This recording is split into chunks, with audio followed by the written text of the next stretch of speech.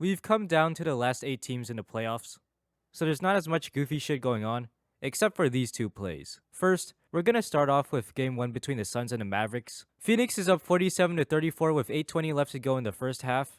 We all know Jae Crowder. He's a winning player. He's part of the 3-and-D club. Speaking of clubbing Ds, Jae Crowder is infamous for the way he shoots the ball, particularly how his legs kick out whenever he shoots, giving a lot of leg estate for any defenders closing out to crash into him, and allowing Crowder to get to the line. The NBA has made efforts in trying to stop these types of fouls from being called, but they are still being called shooting fouls as evidenced by Jae Crowder still using the kickout. Cam Payne uses sorcery to get the pass to Crowder, who pumps, sidesteps, goes up, but decides to not shoot and instead pass, but he also ends up kicking Luka in the nuts in the process, just eliminating the chance of Luka having any kids in the future, straight up Draymonding him.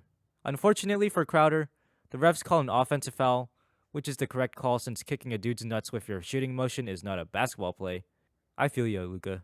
Just stay in the fetal position, I promise you it'll hurt less. Look at how far Crowder's leg kicks out just to make some contact. Maybe Crowder got a little bit too excited that the Suns were absolutely destroying the Mavs. Anyway, Crowder gets a flagrant 1.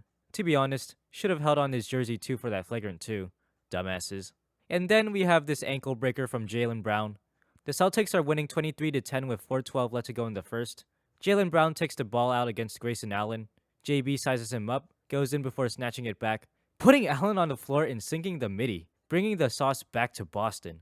Great handles. But there was a teensy bit of push-off from JB's offhand, which definitely helped him out, but that was mostly because Grayson Allen wasn't letting up ground.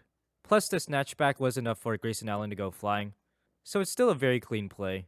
Much cleaner than Grayson Allen as a player because Jaylen Brown can break someone's ankles without literally injuring them. Can't necessarily say the same for Grayson Allen just yet, but maybe he has a real dribble package we've never heard of. At least he gets up and continues to play basketball.